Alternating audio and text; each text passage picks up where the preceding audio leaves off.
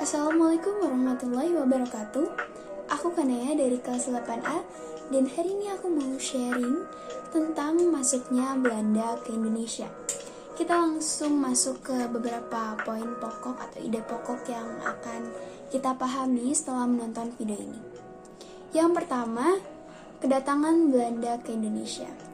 Kedatangan Belanda ke Indonesia merupakan suatu mimpi buruk yang menjadi kenyataan. Mengapa demikian?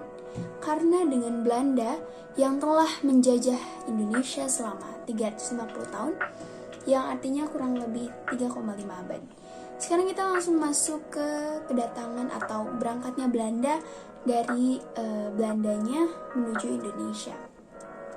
Koloni Belanda berangkat menuju Indonesia pada tahun 1595 dan sampai pada tahun 1596.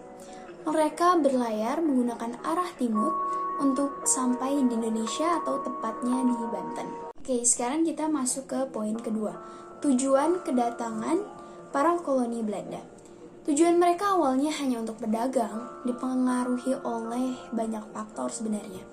Karena letak wilayah Indonesia yang strategis, kekayaan alam Indonesia yang melimpah, dan masih banyak lagi. Dengan begitu, faktor-faktor tersebut menjadi pemicu banyaknya bangsa asing yang ingin sekali menguasai Indonesia. Poin ketiga, pemimpin pasukan pertama kali datangnya Belanda ke Indonesia ialah Cornelis de Hatman pada tahun 1596 hingga 1597. Saat ia tiba di Banten, dirinya bersikap sangat luar biasa arogan dan kasar terhadap rakyat Banten itu sendiri. Maka dari itu, rakyat tak segan-segan mengusir rakyat Belanda dari Banten atau dari wilayahnya. Setelah Belanda kembali ke kampung halamannya, mereka menyusun strategi baru agar bisa menjadikan Banten sebagai wilayah perdagangannya. Datanglah Belanda untuk kedua kalinya ke Indonesia yang dipimpin oleh Jacob Cornelis van Eyck dan Waldreich van Warwick tahun 1598. Dari situ, mulailah Belanda menjajah Indonesia selama 350 tahun. Poin keempat, kebijakan yang Belanda tetapkan selama menjajah bangsa Indonesia. Yang pertama ada VOC atau Verenigde Oost-Indische Compagnie. VOC merupakan perusahaan dagang Belanda Hindia Timur yang cukup terkenal pada masa itu.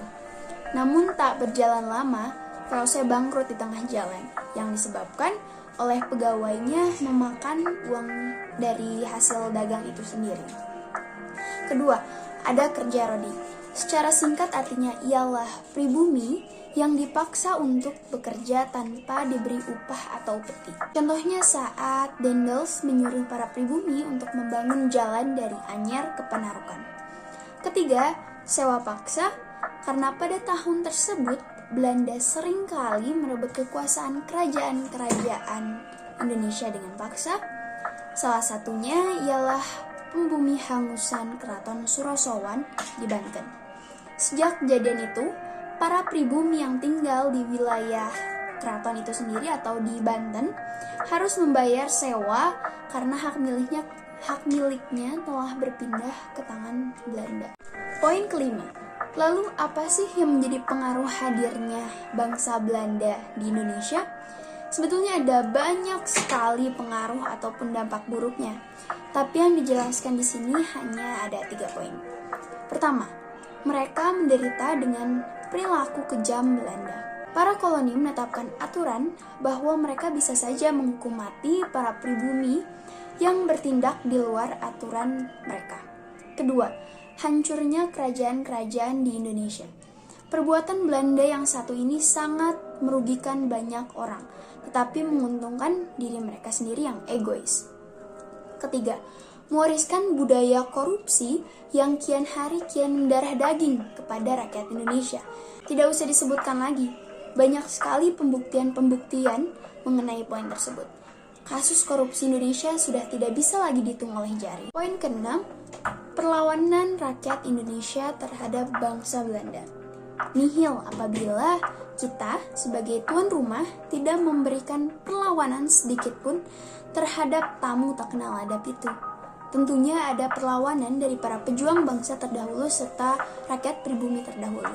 Walau hanya dianggap lalat pengganggu, para pahlawan dan pribumi saat itu tak kenal kata menyerah. Mereka akan melawan terus hingga titik darah penghabisan.